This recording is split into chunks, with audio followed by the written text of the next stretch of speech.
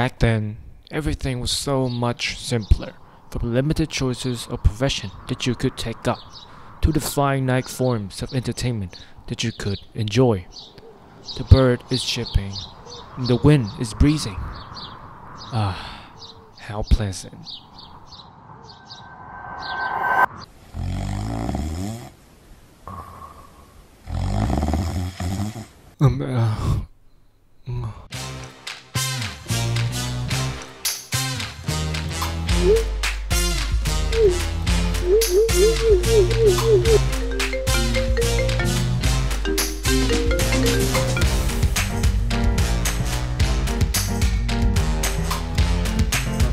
Alright, Jason, just put it here. Oh, hi, Jenny. Leave it here. Okay, leave it.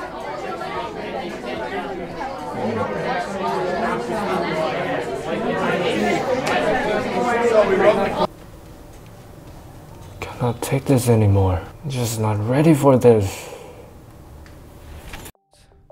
With countless obligation, requests, and even opportunity, How about a cup of coffee? being presented to us every day.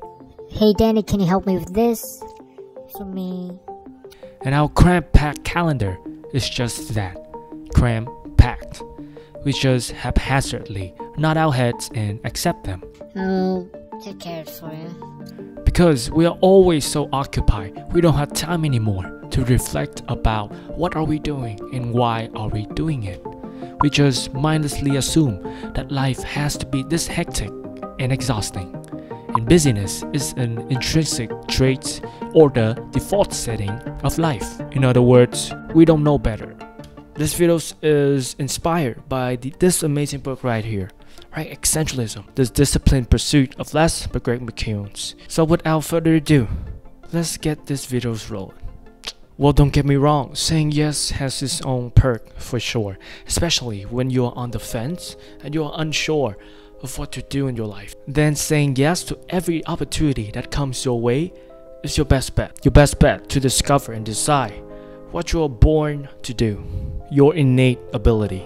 However, it is indispensable that you narrow down and ultimately determine only a couple of things that you are good at and are willing to do and commit your time and energy to. Because remember, you cannot have it all. You can try to juggle every ball and wear every hat that you can find, but you will never be able to excel in any. The truth is that our humans want anything and everything that we can find, but that contradicts with the fact that we only have a finite reservoir of time and energy, a limited amount of fucks to give, as Mark Manson has put it, to devote to our best work.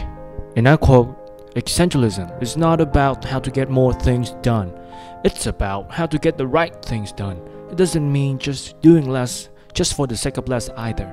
It's about making the wisest possible investment of your time and energy in order to operate at our highest point of contribution by doing only what is essentials." Sure, people say yes to try new things, but if you are like me, although I know what I should be doing right now, but when I'm doing it,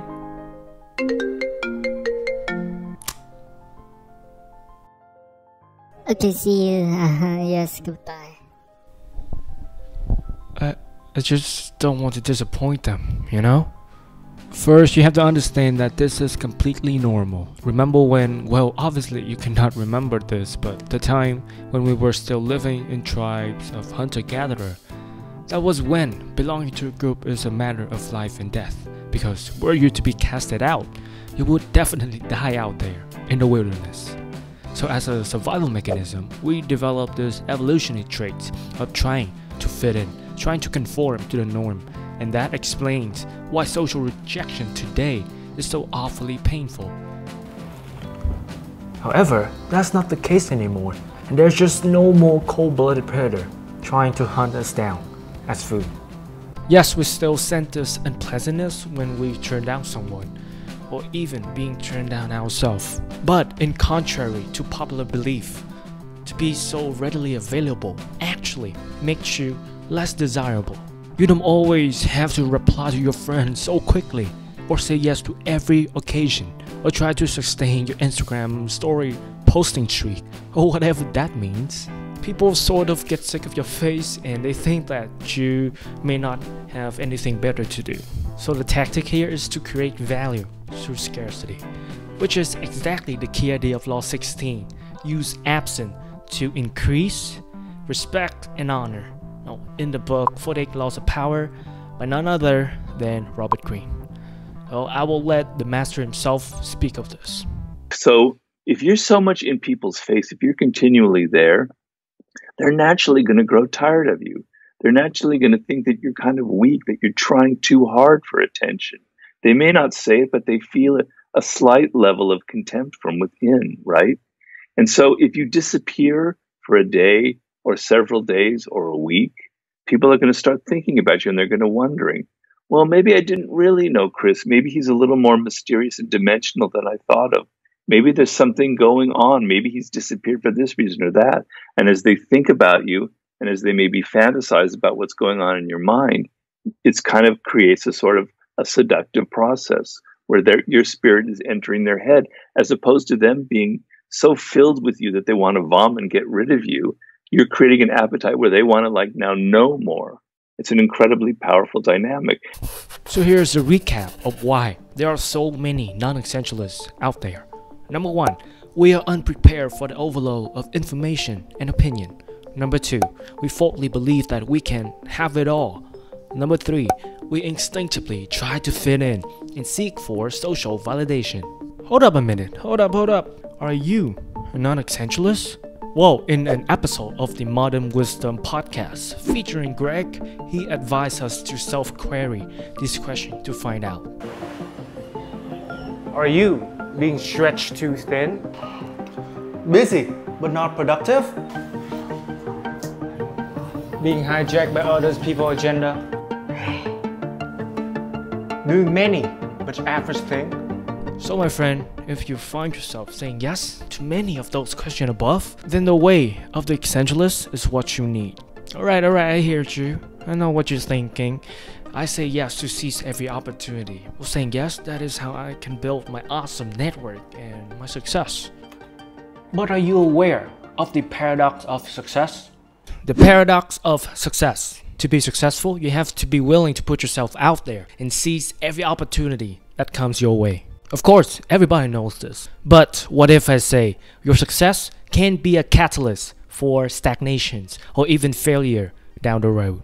According to Greg McKeown, the author of the book Essentialism, there are 4 main phases. Number 1, when the purpose is explicitly defined and a comprehensive strategy is in place, you achieve success. Number 2, when success is acquired, we are known and trusted by others. We unknowingly develop this identity of that guy, the guy who you always come for help and trusted with big project. Number 3, as the obligation and opportunity incremented, we get spread thinner and thinner. Number 4, we ultimately sway away from our core purpose, the thing that has brought about our prosperity in the first place. Now, once you are aware of this, you will be more likely to mitigate its effects. Well, just a heads up, I, of course, by no means it's there being a full-time essentialist, but I'm trying my best, of course, with the guide of this amazing book. Again, grab a copy and read it for yourself. So that was a wrap for episode number 1. Alright, stay tuned for episode number 2. And while you're here, while you're waiting, alright, check out these videos right here about, again, productivity if you are busy or being productive. Alright, check it out right here. Stay strong, take care, and I will see you in the next video.